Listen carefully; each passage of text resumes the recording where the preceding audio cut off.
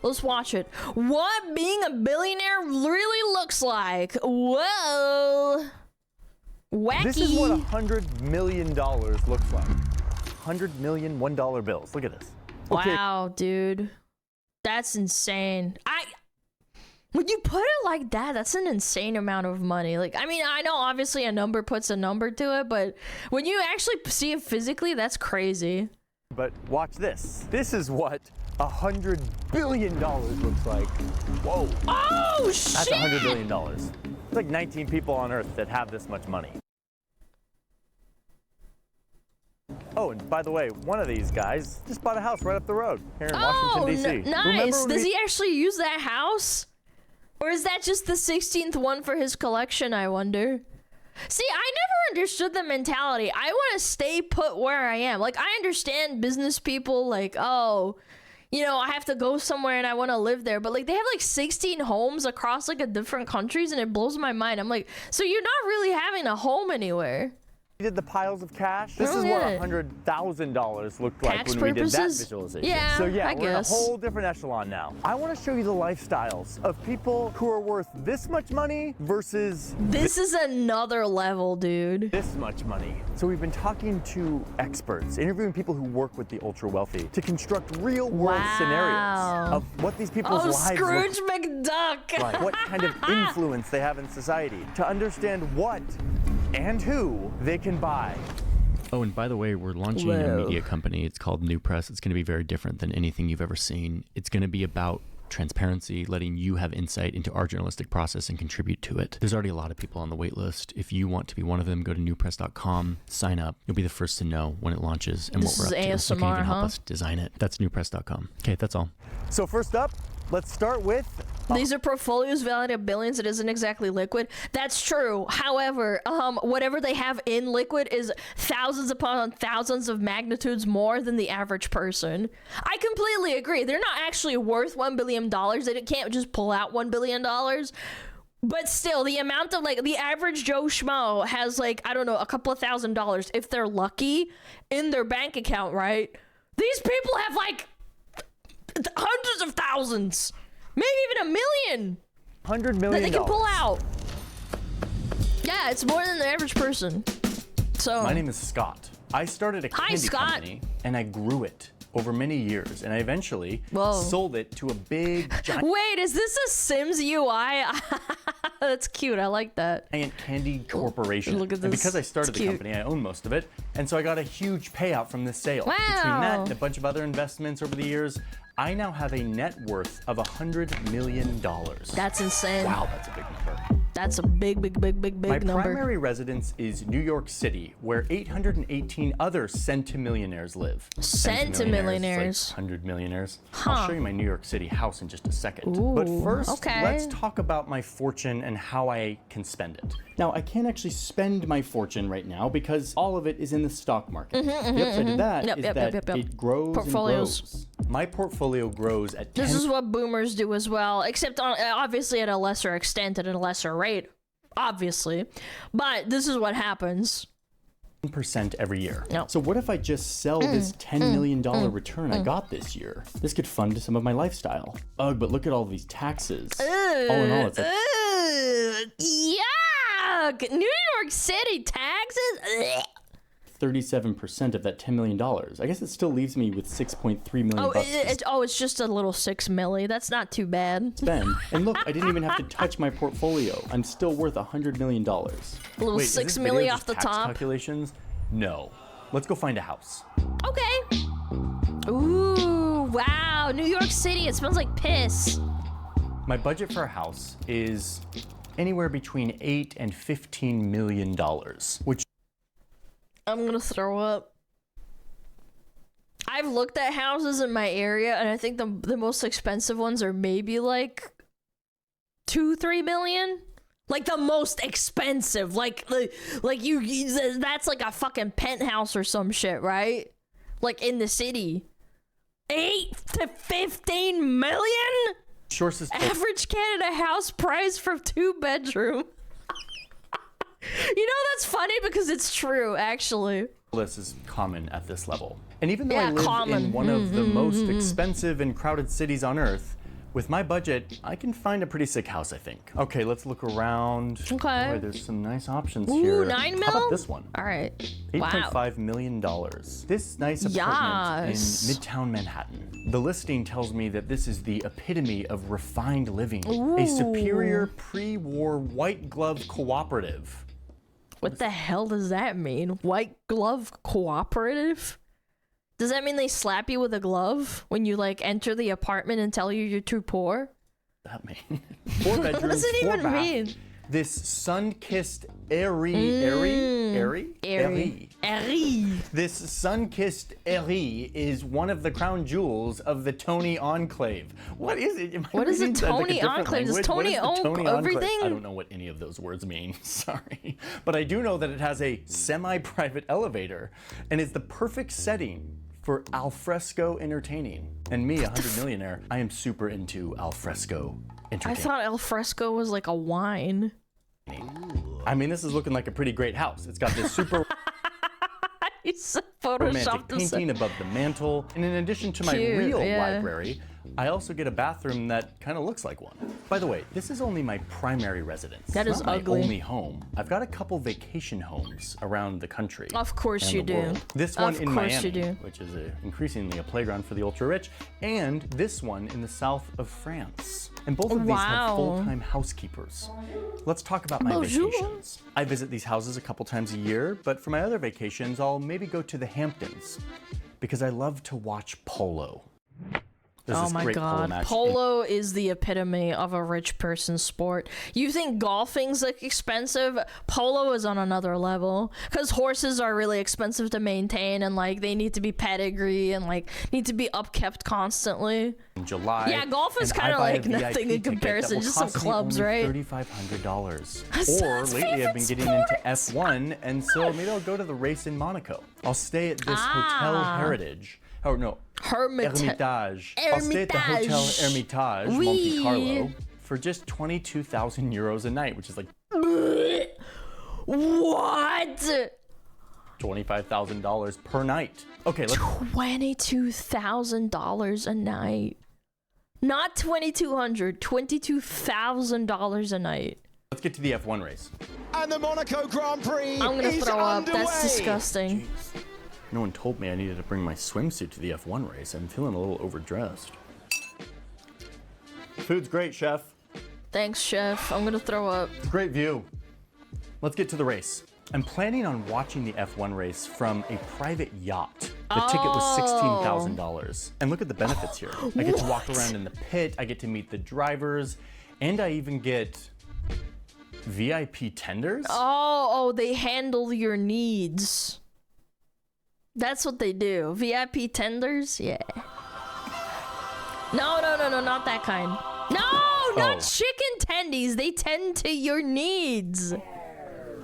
Not that kind of tender. Just a fancy boat that brings me out to the yacht. Anyway, something's bothering me. Remember when I showed you I could sell off the returns that I made this year from my stocks and still come out with millions of dollars of cash to spend? Well, I didn't really like having to sell off all those returns and then have to pay like over 30% in taxes. Me and everyone Skill issue, shouldn't live in New York. else you'll see in this video don't like to sell our portfolio, our assets, to get cash. Yep. Because that triggers all of these taxes. It gives us less power in the companies we own. Instead, we like to get cash through a bunch of other ways, using our vast fortune. My favorite trick is to go to the bank and to ask for a loan.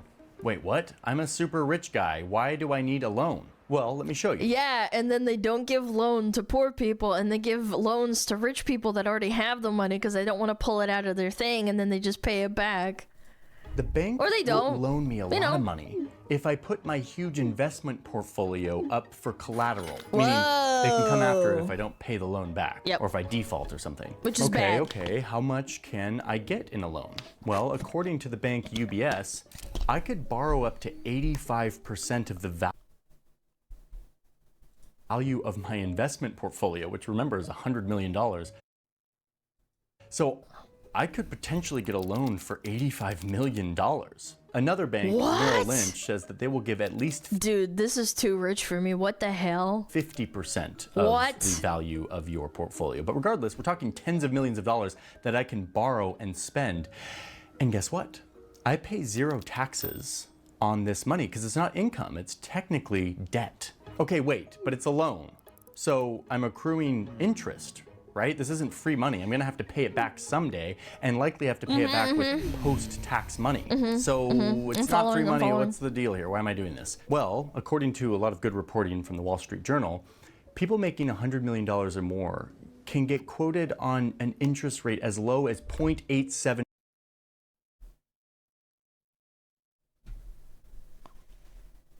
0.87%? How much is a house? How much is the interest rate today? 5.51%? For today, it's 6.23. Nah, man, they actually fuck you, dude. They fuck you in the ass as an average Joe. Yeah, holy crap! 0.87% is insane. Percent, super low. In reality, today, under these conditions and with my net worth, let's just be really, really conservative and say that my interest rate on the loan is more like 5.9%. It's a lot higher than 1%. But watch what happens. This allows me to not have to touch my investment portfolio. I don't have to take out that $10 million of stocks and pay a bunch of taxes. And that is growing at 10% a year. Way more than the interest on this loan. Now watch what happens over time. This is the value of that $10 million left in my portfolio, and this is how much I owe on the loan I took out. That's a nice looking graph. That is a big graph. My wealth graph. is growing way faster than the interest on my loan is accruing. So this tax-free debt thing is awesome, and it's one way that I will turn my net worth into spendable cash without having to sell off any of my stocks in my portfolio. That's crazy, dude. Okay, no more tax math. Yummy. For now. I want to go buy some more stuff. It's time to talk about private jets and yachts. Sadly, I can't afford the private jet that I want. Womp womp. Womp womp. But this doesn't mean I don't fly private. These days, I can easily just book a jet, like this one. It can take me from New York. That's for billionaires. The private jets with the crew and everything, that's for billionaires. You're a peasant compared to them. To Miami, and it only costs me $15,000. I can get What? Get from LA to Australia for $200,000 on this.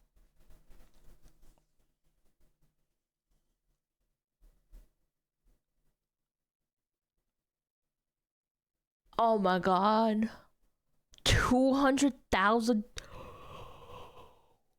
What? It's private jet. Affordable, yes, really affordable, you're right.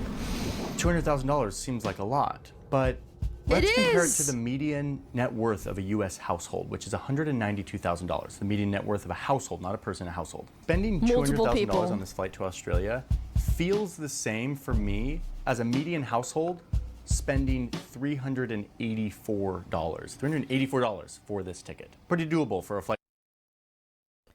Well, I guess when you put it like that, but that household is multiple people. Oh my god, man. So $200,000 to him, or, you know, this character, that's nothing to, like, them. To Australia. Now, I can get a better deal on these private flights if I pre-purchase a jet card like this. I fill it up with prepaid private jet hours. Prices range from $5,000 to $7,000 per hour for a small private jet and up to $20,000 an hour for a bigger, longer range jet. Maybe someday I'll own my own private jet, but my budget of $10 million doesn't really get me the fancy one that I want. I'll opt charter for now.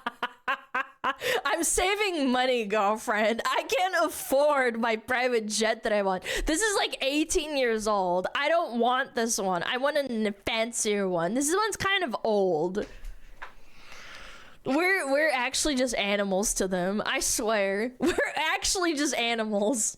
What I can afford is a fairly large staff to run my life. I have 18 full-time staff. Oh yeah, and you have a personal doctor too. That's a big thing. That's a big. And that's a real number of staff for people of this net worth from a Morgan Stanley report. That's I've got a disgusting, personal driver, dude. I'm gonna I've got throw a up. shopper, I've got a butler, a chef, a laundry person. I'm super into security, so I've got a head of security and a bunch of security guards. Yeah, that's expensive. That's very expensive. Who sets up all the logistics of stuff I want to do. Like I want to go yacht shopping this weekend. They're handling all of it. Oh, that's him now.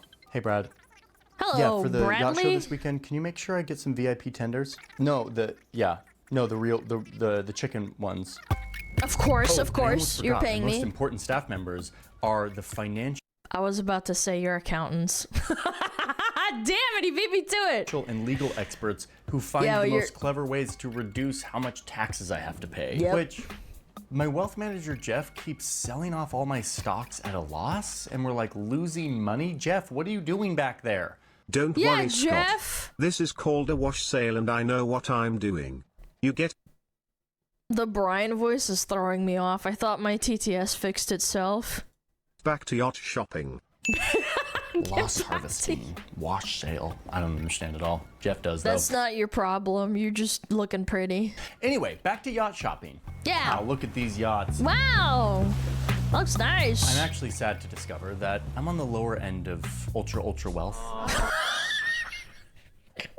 So my yacht is actually not that fancy. It's not a super yacht, that's for sure. It looks more like this. It costs a little over $1 million bucks. Oh gosh, it's just a little yacht, chat. I might splurge and get this guy. Costs more like $6 million bucks, but this is still pretty entry level. No Because at this super point, yes, yachts. I've got loads of money. I can buy and travel and live how I want. But what separates me from the big dogs who we're about to see is yachts and private jets, but also influence in society.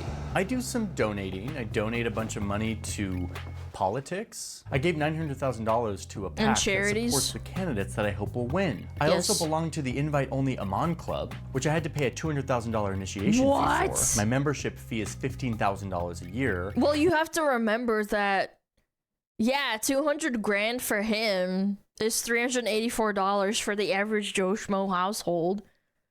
Wow. When you put it that way, it's for them, it's like a drop in the bucket. It's like whatever. It's like a gym membership, like a very expensive gym membership.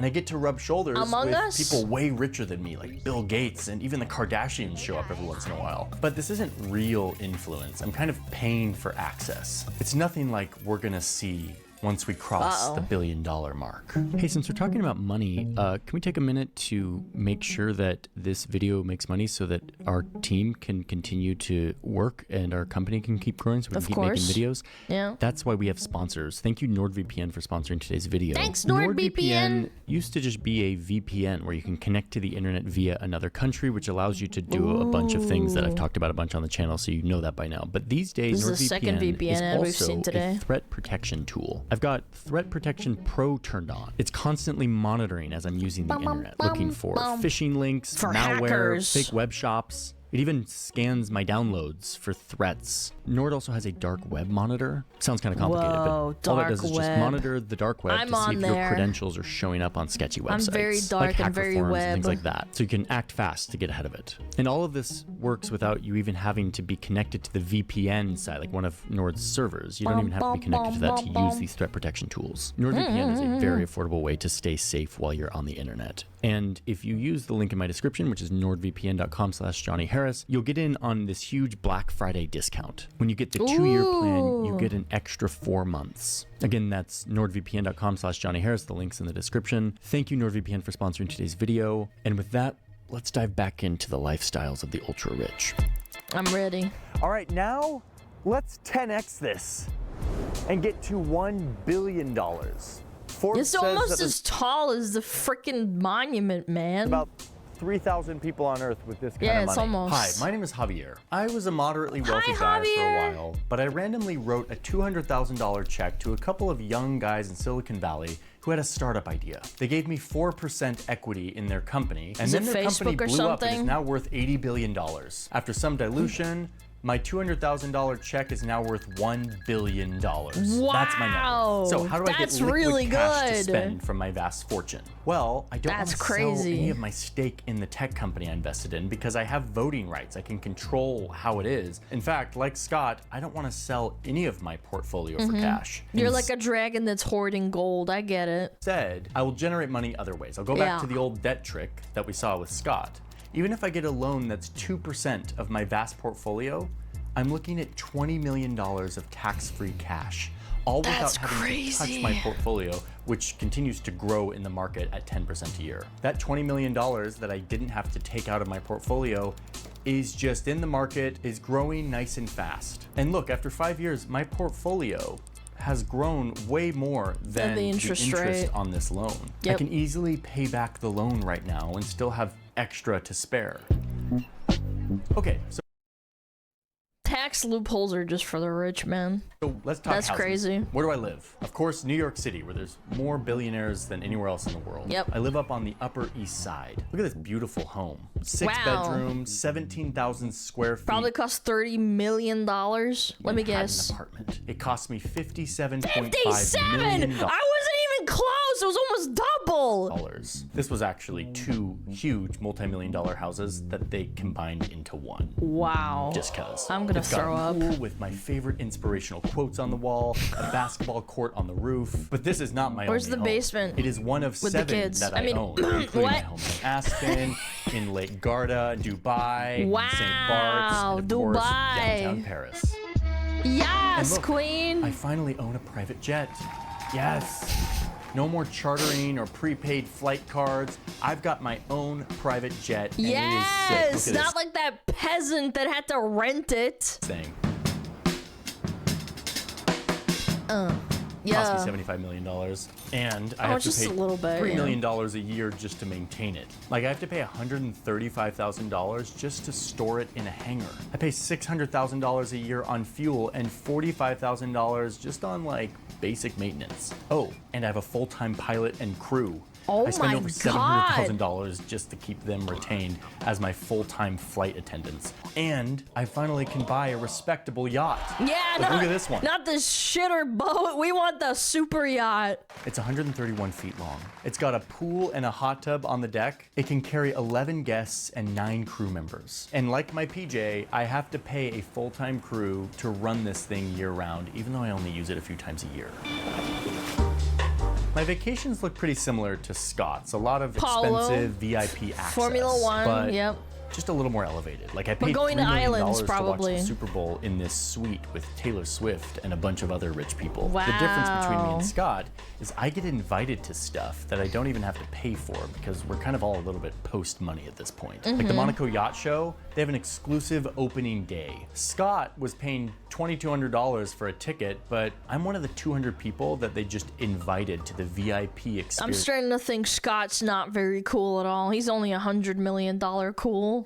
And in fact, where Scott's vacations were about lavish, opulent hotels and experiences, I have kind of a different vibe. I care mostly about privacy and security. In fact, the places I stay look a lot more like this from the street. Unassuming, not drawing any attention. That's but smart. Behind these walls, That's smart. I've got everything I need for my vacation. My security team flew in a few days earlier to secure the property, and then I arrive with my butler, my chef, even my personal doctor is on site. I've got a dog walker who I pay to just hang out with my dog, and of course my luxury travel coordinator who just zipped into town to connect with the brand she's been communicating with. They're planning to come to my villa to set up my own personal store in one of the many You can do that? bedrooms so that I can browse the latest fashion without leaving my villa. By the way, that's a real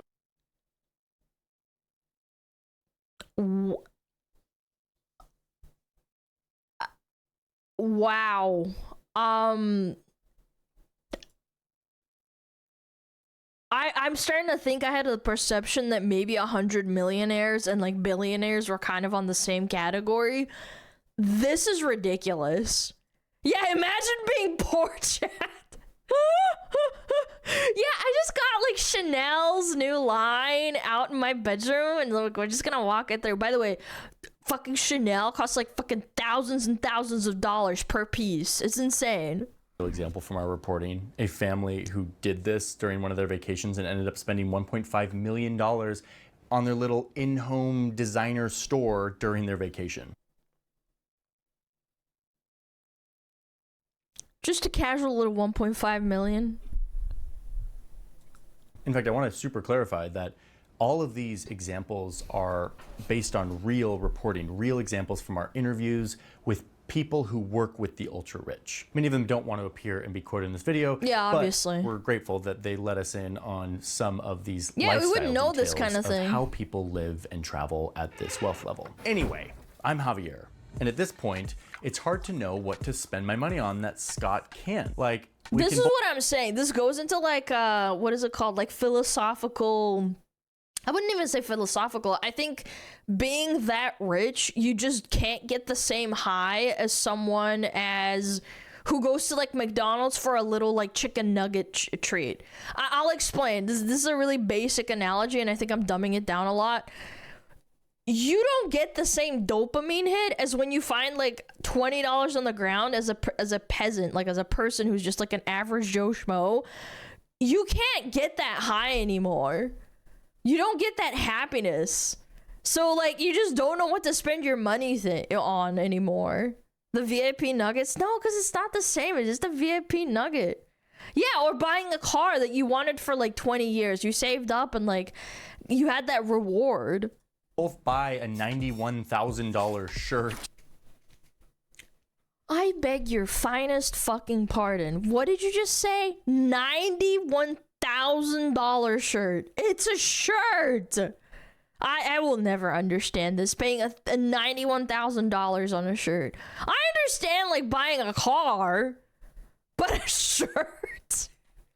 Which sales tax alone on this puppy is like $8 grand. $9 million painting. There's a few things that are out of reach for Scott that I can buy. Maybe like this nearly $3 million bottle of whiskey. What I can do at this level is pay for hyper exclusive experiences, like paying my favorite band, the Eagles, to fly in and play me a show. I'll pay millions of dollars for this. Dear readers, for those who are wondering, as we were whilst editing, this is not Johnny's favorite band, this is Javier's.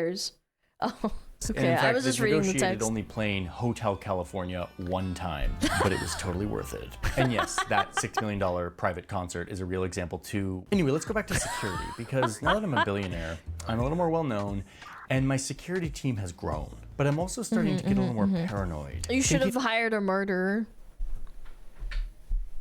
For those that get the reference, you should laugh now. About how I'm planning for something apocalyptic. We rich people think about this a lot. Oh, they're like Mormons and Doomsday preppers. Okay. We lose it all. My vast wealth is in the market, in the economy. And if order breaks down, it could be worth nothing. No, and then people are going to come for you because you have a lot of things too. So I'm going to invest in some backup plans. A bunch of land in upstate New York. And in fact, I'm even working on a bunker. I love bunkers. This thing's got food storage, a decontamination shower, a high-tech air filtration system, 4 bedrooms, a hair salon, a shooting range. Salon? Who's gonna do your hair? This is like a Fallout vault. Listen, I'm not a prepper, but you know. You are a prepper. Shut up. I mean, not this guy. I meant like, I'm not a prepper. Oh my God. Just in case, and I've got the money to do it, why wouldn't I? This is insane. This is literally Fallout. So at this point, I kind of have an army of tax professionals optimizing my wealth so I can pay as few taxes as possible. And Congress just passed some legislation that's really helping me out on this. Thumbs up. Awesome. At this level, I start to get weird and creative with my money. Maybe I'll buy a hotel chain, or maybe I'll invest in bubbles. Amaranth, I know she's not a billionaire. Hear me out. I saw her on Caleb's, you know, the financial auditor, whatever guy his name is. I forget his last name because I'm stupid. He asked her how many gas stations she owns. She says like, oh, I bought like a third one and it's for tax purposes. Yeah. Caleb Hammer? I keep thinking his name is Stonehammer. I don't know why. Stonehammer. But anyway, yeah, Caleb Hammer interviewed her, and she was talking about how she owns 3 gas stations. Yep. And no, not those kind of Bubbles. Yep. Bubbles is the name of my thoroughbred horse that I bought for $3 million. I paid millions of dollars, and then I had to, of course, build a home and a bunch of stables for Bubbles, and I had to like get a trainer and feed and care and medical attention. It's a lot of money, but it's a business expense. And Bubbles is a depreciating asset on my balance sheet. I'm supposed to try to make a profit off of Bubbles, but really I'm doing it because on race day, I love showing up to watch him race, get to hang out with my friends, spend some time at the track, throw a big party, and watch Bubbles race. The Kentucky Derby! Uma Musume! Uma time! Come on, boy, come on. Kentucky Derby! Yippee! Bubbles. Go, Bubbles, go! Oh, he lost again. And yes, I'm losing And you're going to the glue factory. a lot of money on Bubbles, but honestly, I'm not that stressed because... Let me guess, gambling is a tax write-off. You can write off a certain amount. It's not infinite. It's not infinite. Don't get me wrong. Yeah.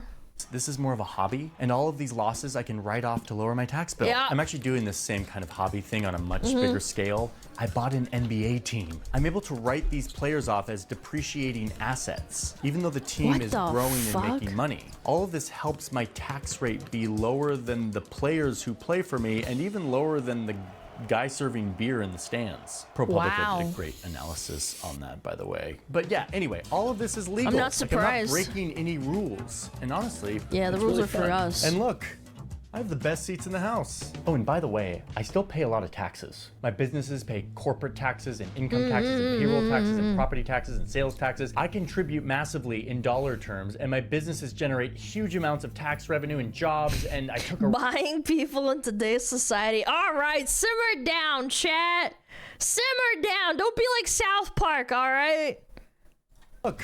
Sorry, I clicked it on accident. Oh, and by the way, I still pay a lot of taxes. My businesses pay corporate taxes and income taxes and payroll taxes and property taxes and sales taxes. I contribute massively in dollar terms, and my businesses generate huge amounts of tax revenue and jobs, and I took a risk in building my wealth, and when I sell or die, the government takes another giant cut. I'm paying plenty. And in fact, I'm paying so much that I'm gonna use some of my influence to try to change that. Ah, politicians. I've got my eye on a Senate lobbying. Candidate. I've contributed $20 million to his campaign to get him reelected. That's a lot. And he won. Yes! It's a few months later, and Congress is working on a bill. It could have big ramifications for my business. And I whisper in his ear and tell him, don't say it, don't say it, don't tell him to not vote for this thing. For my net worth. And so I'm going to call in my favor to the senator who I donated so much money to help re-elect. Yes. I need him to insert 8 words into this massive bill to allow my business to qualify for a huge deduction. He does it. Last second, and I just saved hundreds of millions of dollars in taxes. $20 million bucks to get this guy elected in exchange for hundreds of millions of dollars in savings? That sounds like a good investment. Thanks, Congress.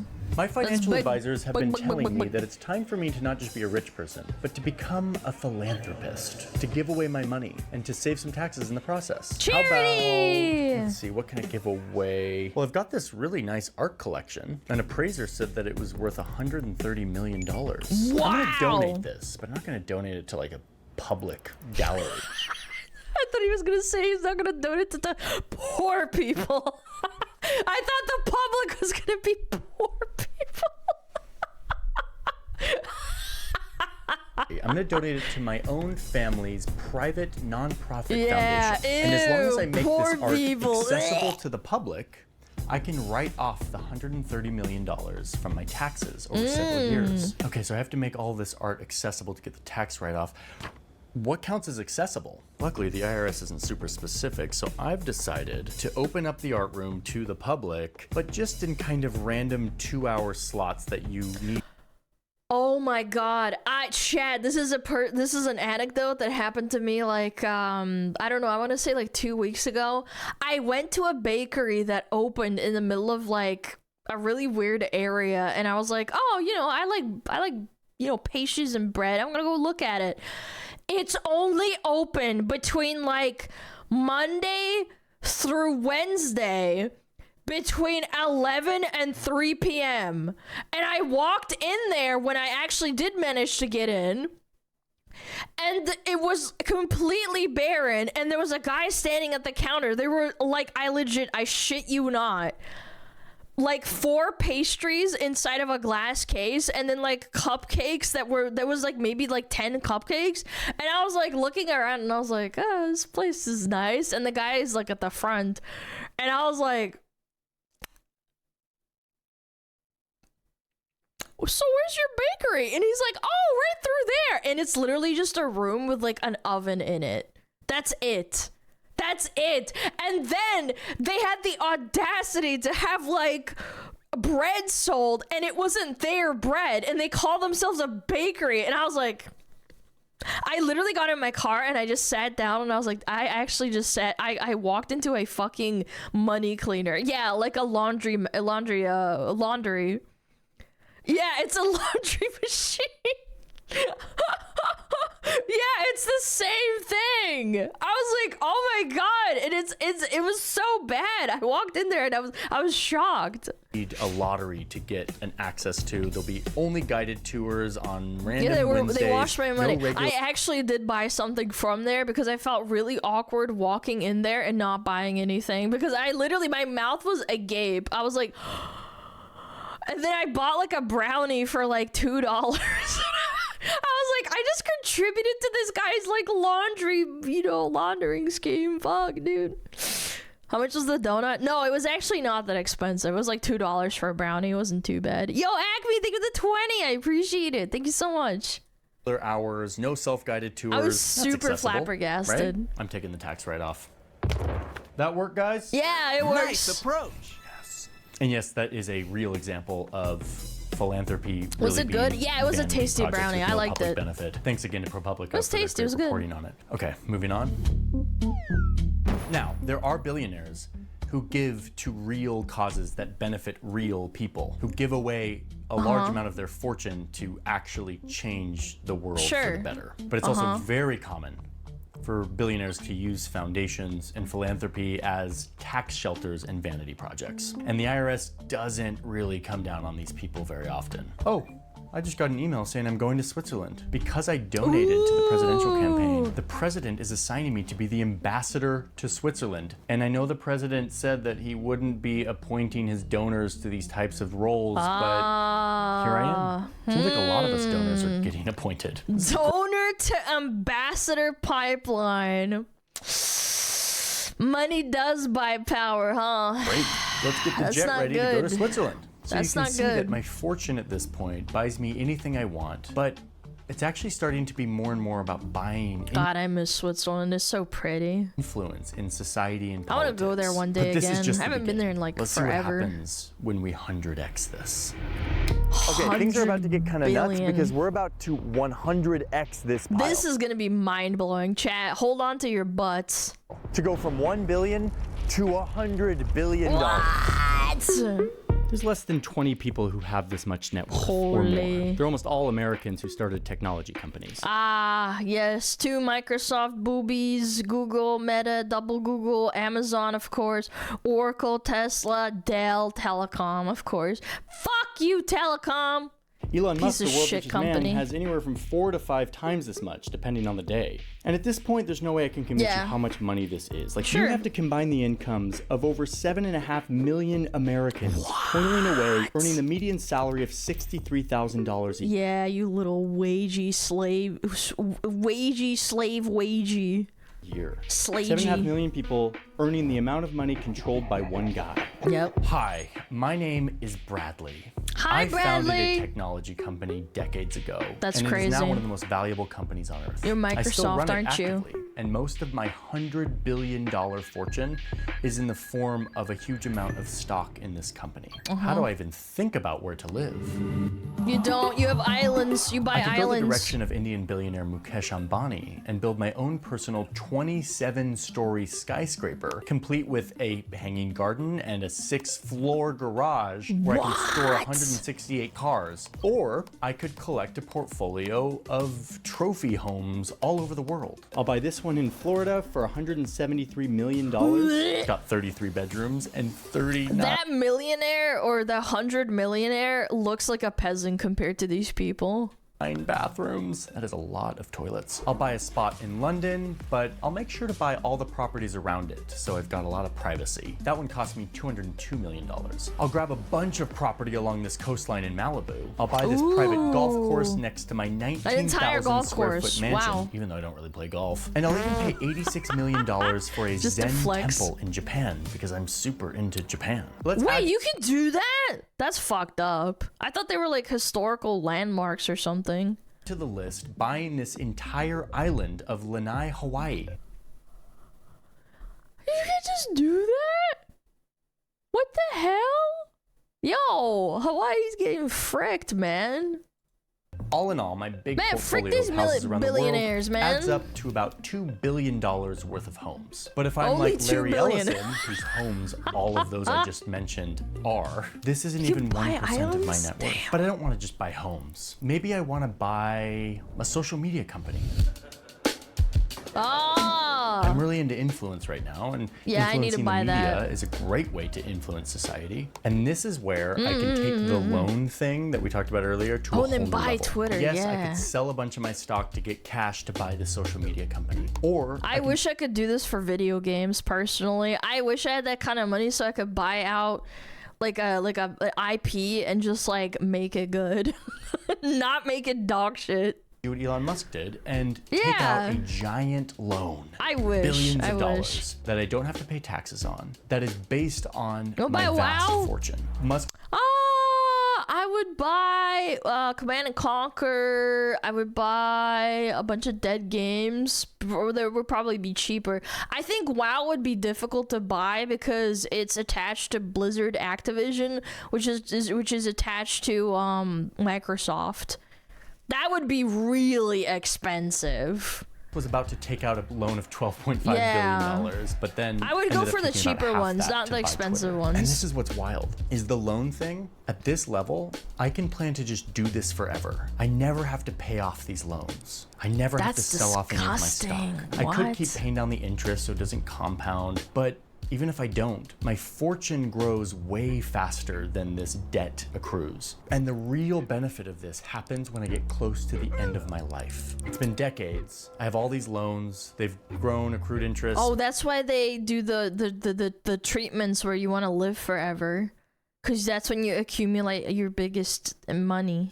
My fortune They're is like growing Smug way the faster. dragon. And at the end of my life, I could sell a bunch of my portfolio, get a bunch of cash, and pay off all my loans before I die, so I don't leave my children saddled with all my loans. But I don't want to do that, because I would have to pay a huge amount of taxes if I did. And if you haven't noticed, I don't like taxes. My goal now, as I get close to the end of my life, is to set my family up to inherit my vast fortune in the most advantageous way possible. So I max out the gifting exemption. There's like $14 million I can do there, but that's like a drop in the bucket. I'll set up some trust. $14 million is a drop in the bucket.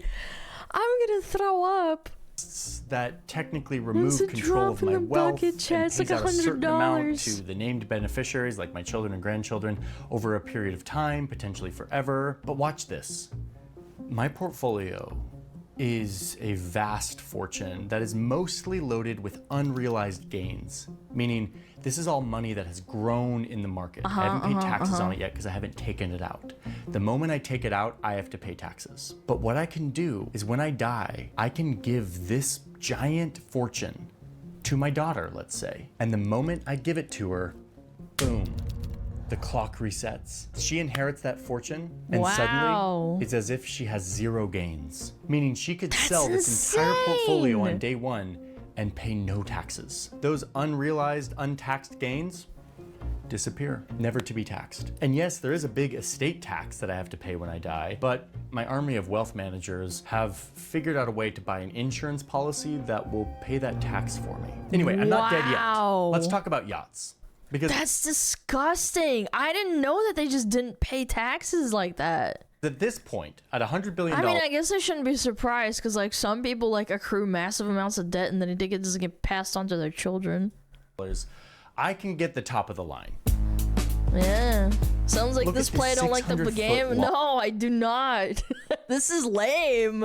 I hate taxes. Long $600 You don't million yacht. hate This the thing rich has a enough, crew bro. of 80 people. It That's can cross the crazy. Atlantic without refueling. It's got a pool, a helipad, a movie theater, a golf training room. Oh, it's a super giga yacht. Because we saw the little baby yacht, and then we went on to the super yacht, and then we got the super giga mega yacht. Because, you know, I gotta practice my swing when I'm out in the Atlantic. I pay my crew super well. Many of my crew stay on board my yacht for years. Oh, and did I mention that it's not just the yacht? I also have this little The Shadow Cat. What a name, dude. shadow barge that follows my yacht around when we're out to sea. You have a private yacht for your fucking security? It carries extra fuel so we can be out on the water longer. It also keeps some of my car collection. Oh, what's that? You're burning to hear about my car collection? I have 2,000 cars. my This giant collection God. is worth around $200 million. It's kind of my hobby. Another real example from this billionaire. And just when I thought I had the top of the line, there's something else I got my eye on. A blimp? This super yacht airship crossover that's straight out of Star Trek. I want Is that real? Or is that like, is it just like imagining it right now? this thing. Especially because the article says that, quote, crossovers Oh my God. It's a blimp yacht. can be oodles of fun when done right. I want oodles of fun. I My want super oodles of yacht's starting fun. I to have look $1 billion. boring. 'Cause I have to stick to the sea. But with this crossover, I can go anywhere because it literally turns into a blimp and goes onto land. Wait, what did we learn about blimps though? Don't they explode? You know what? Maybe this isn't such a bad idea. And it costs about $1 billion. And yes, it's got all the bells It's a and lot. whistles, a pool, a a lot of sauna, money. a gym, a helipad, tenders, and a nice big garage for my cars. And yeah, we gotta Nice. talk about my private jet. Of Oh, course. Sorry, private jets. I have 3 of them, and they're all huge. My favorite one is this one. This is the ACJ 350. It's got a cabin that's 167 feet long. Over 3,000 square feet of floor space on this sucker. I bought That's this thing for $360 disgusting. million. Dude, that's bigger than my old apartment. I'm not even joking. Holy shit. That's bigger than my apartment. My old one. This one's a little bit bigger. I'm just I bought this thing saying. for $360 million. I lived And in a spent one-room another efficiency. $100 million just to renovate One the toilet. interior because I wanted a spa on board. I mean, God damn. totally worth it, right? Oh, and on a more grave note, I had to make a deal with my pilot that in case of the apocalypse, which I think about a lot, I'll let him and his Why do family they think come about with the me to my apocalypse so compound. much? Like if we have to escape, I need to guarantee that I have a pilot to fly me away in case like the mob You shouldn't be like worried about the zombies. You should be worried about the people. comes knocking. Where will I fly? Oh, I've got some options. I've got bunkers all over the place. Some of them have airstrips, so I can just fly right to them. My favorite one is in New Holy. Zealand, where a lot of us ultra wealthy Oh yeah, I know about this. are burying bunkers. Mm-hmm. This thing is buried underground. And they let them, by the way. They let them. The government doesn't give a fuck. They just get a lot of money for it. It's got a pantry, a gun room, a hate it. surgery station. This thing only cost me $8 million to build. But that's Only not $8 including million. the Oh my God, couple it's like a million little bit. dollars It's I like a had little- to invest in New Zealand for several years to qualify for. Oh yeah, they just buy out the visas outright. You guys think like, oh yeah, haha. I don't like bringing this.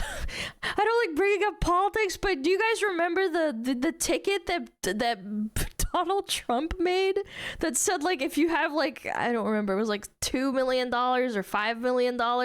People made fun of that and said, oh well, other countries don't do that. It's like yes, they fucking do. They just don't fucking say it, man. Yeah, it was the golden visa or the golden card. It was like $5 million, and if you pay for it, then you get citizenship.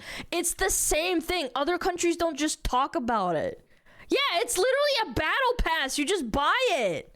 Investor visa, so they'll like let me into their airspace. My other So bunkers dumb. include huge pieces of land in Hawaii where I have a huge full-time staff, including a person who raises my Wagyu cattle, just like my buddy Mark Z. He's got one too.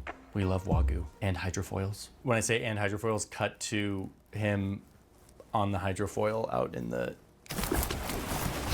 We got this, Mark. Okay, but I'm not all doom and gloom apocalyptic. It's just a backup plan. I have hobbies too, but my hobbies have turned into kind of reality bending projects. Is the hobbies like researching? Never mind. It's a little bit too on the nose. Never mind. I want to go to space. What? Space? I was thinking more about researching religion or something. I feel super connected to love. Oh my god. I want to create my own libertarian nation in the South Pacific. I've got the money to do it. I have like more money than a lot of nations. Or I could throw my money at wild, innovative ideas, like making human brains talk to computers or finding ways for humans to live forever. My security team is now huge, dozens and dozens of professionals, many of them former Navy SEALs. And it's hitting me that at this level, I have so much money, I can actually make a huge impact in the world. I have the ability to give away over $19 billion of my wealth, no strings attached, to help change the lives of underrepresented people like Jeff Bezos' ex-wife did. I could put billions of dollars into eradicating infectious diseases and focusing on improving maternal and child health funding like Bill and Melinda Gates have done. It's a lot of power that I have to affect what public health initiatives get done. Or I could pour my philanthropic money into foundations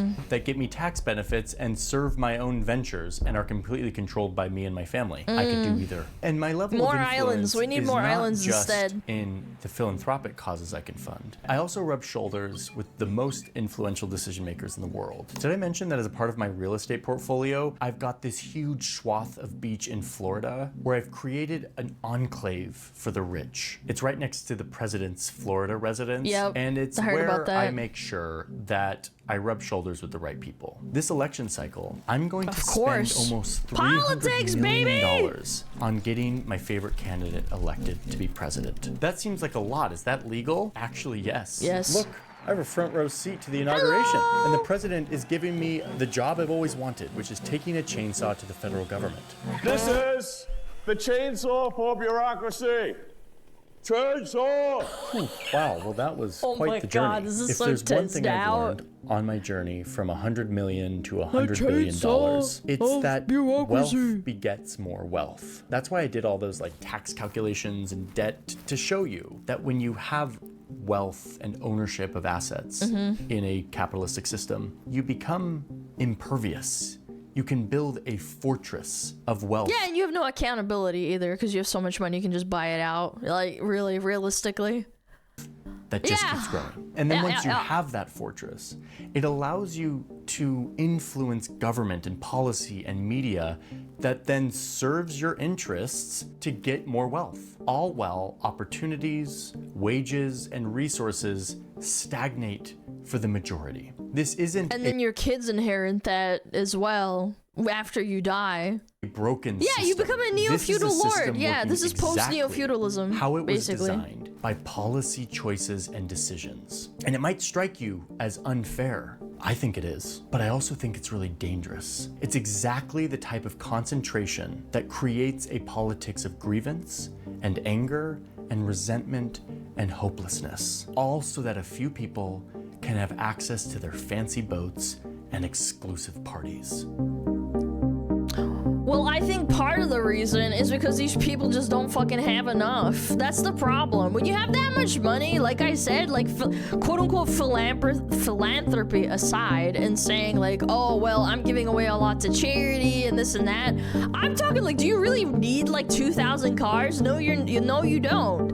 It's because you don't get the dopamine anymore. You're just getting the dopamine from having 2,000 cars. Yeah. Sucks to suck, chat. Peasantry. Disgusting.